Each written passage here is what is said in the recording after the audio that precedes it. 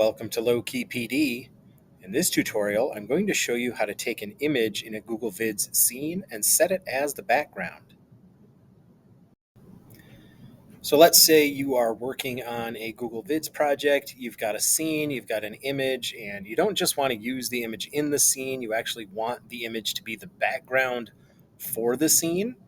The way you can do that if it's not already set as the background is to select the image, go to arrange, and then down here where it says image, you'll notice it's really the only option you have to arrange the image. You do have some other options.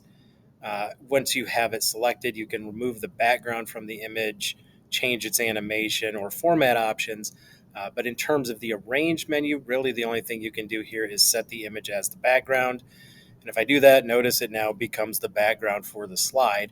It does make this blue box a little unnecessary, so if it's in the way, just get rid of it, and now you can see the entire image. If you want to undo that, just hit Control Z. And that's how you can set an image as the background for a Google Vids scene.